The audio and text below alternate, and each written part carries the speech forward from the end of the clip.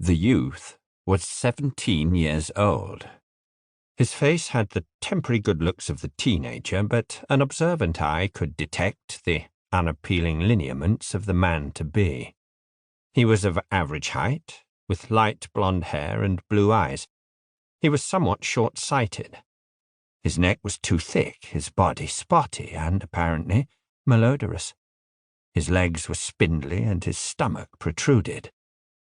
This was Nero, or to give him his full name and titles, Nero Claudius Caesar Augustus Germanicus. It was the autumn of AD 54, and he had just become Emperor of Rome. Surrounded by senior politicians, all wearing the dark togas of mourning, he was leading the funeral rites of his predecessor and adoptive father, Tiberius Claudius Caesar Augustus Germanicus, whom we know more succinctly as Claudius. The ceremony unfolded on the Campus Martius, the Field of Mars, a 500-acre grassland that stretched away north of Rome's city walls. It was a lung for the world's first megalopolis, which was home to an estimated 1 million inhabitants. The campus was a park, dotted with temples and other public buildings, and people of every class escaped there from the city's noise, crowds, and smells, and engaged in leisure pursuits. The wealthy raced around in chariots or exercised their horses, while those of lesser means amused themselves with playing ball games, trundling hoops, or wrestling. When necessary, there was plenty of space for military maneuvers, as the field's name in honor of Mars, the god of war, indicates. Some of the ground was marshy, and there were frequent inundations. A central swamp was organized into a small lake. In the west, the river Tiber rolled along on its way to the sea, and to the east and southeast, hills closed off the scene. A commentator of the day observed that these distant features present to the eye the appearance of a painted backdrop. Indeed, the overall impression was of a very large stage set, with a fine panorama from the vantage point of Rome's citadel, the Capitol. Today, the mood was melancholy and given over to state solemnities. A long procession wound its way through the city to the music of a funeral march. The late emperor had lain in state for 5 days, and now was conveyed on a flower-festooned bier made from ivory and decorated with golden fittings and purple cloth. The body lay in a concealed coffin, and a life-sized wax image of Claudius was visible above. Senators carried another gold statue of him, and a third represented him on a chariot. Behind the bier walked his relatives, led by Nero, their heads veiled. Women of the family expressed, or pretended, their uncontrollable grief by wailing at full throttle, ripping their clothes and tearing at their cheeks. In shocking contrast, a group of specially hired comedians clowned around. In a long-standing tradition of extracting farce from tragedy, one of them mercilessly caricatured the late emperor. Next in the cortege came, one might say, the resurrected dead.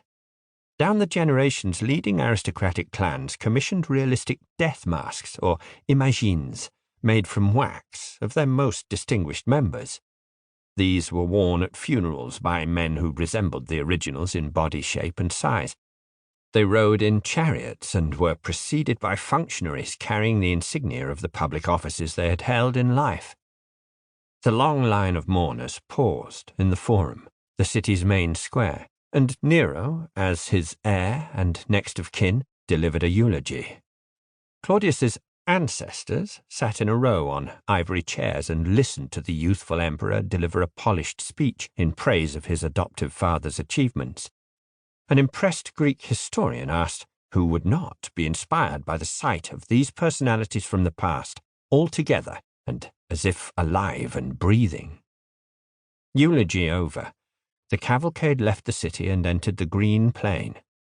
It came to a halt beside an open-air crematorium, or ustrinum, reserved for the Imperial family.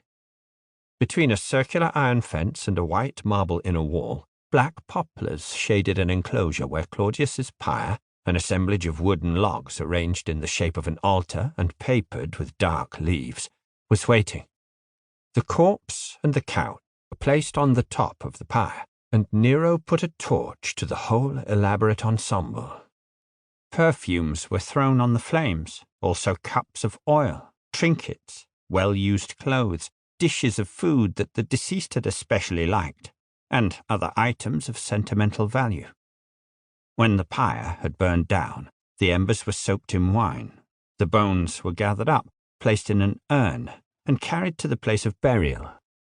This was the vast mausoleum of Augustus, founder of the ruling dynasty.